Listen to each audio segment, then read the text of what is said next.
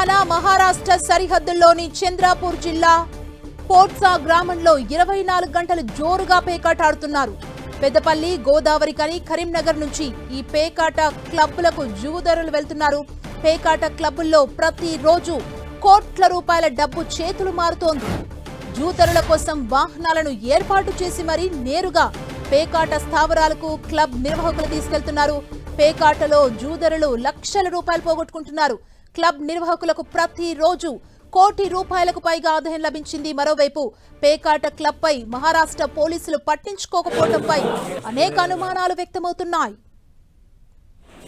మరింత సమాచారం మా ప్రతినిధి సతీష్ మనకు అందిస్తారు. సతీష్, తెలంగాణ మహారాష్ట్ర సరిహద్దులో పేకాట క్లబ్లు జోరుగా సాగుతున్నాయి. పెద్ద ఎత్తున జరుగుతున్నటువంటి వ్యవహారం పైన స్థానికంగా ఉన్న పోలీసులు పట్టించుకోకపోవడంతో ఇటు పేకాట రాయలు పెద్ద మొత్తంలో డబ్బులు పోగొట్టుకున్నారు. కొంత మొత్తంలో మాత్రం డబ్బు రాబట్టుకున్నప్పటికీ లక్షల్లో మొదటగా ప్రారంభమైన పేకాట ప్రస్తుతం అయితే కోట్లలో చేతులు మారుతున్నట్టుగా తెలుస్తుంది. తెలంగాణ మహారాష్ట్ర సరిహద్దులో ఉన్నటువంటి చంద్రాపూర్ జిల్లా పోడ్సా గ్రామ సరిహద్దున పెద్ద ఎత్తున ఒక పేకాట క్లబ్ ఏర్పాటు చేయడం జరిగింది. కేవలం తెలంగాణ సంబంధించిన వారిని ఆ పేకాట క్లబ్ కు తరలిస్తున్నారు.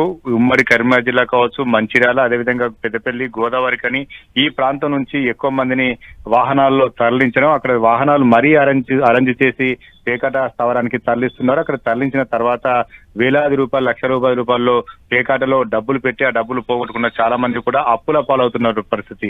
లక్షల్లో రోజు డబ్బులు చేతులు మారుతున్నాయి. పేకాట నిర్వాహకులకు మాత్రం కోట్ల రూపాయల ఆదాయం వస్తుంది. ఈ స్థానికులు కూడా ఈ పేకాట క్లబ్ మూసేయాలని చెప్పి చంద్రపూర్ సంబంధించినటువంటి గ్రామస్తులంతా కూడా కోరుతున్నప్పటికీ అక్కడ పోలీసులు పట్టించుకోవడం చెప్పి ఆరోపణలు మాత్రం వ్యక్తమవుతున్నాయి. ఇటు మహారాష్ట్ర పోలీసులు ఈ వ్యవహారాన్ని చూసినట్లు వివరిస్తున్నారు. కేవలం తెలంగాణ సంబంధించినటువంటి వారే చాలా మంది కూడా ఈ పేకాట ఆడుతున్నారు. 24 గంటలు ఈ రోజంతా కూడా ఈ పేకాట కొనసాగుతుంది.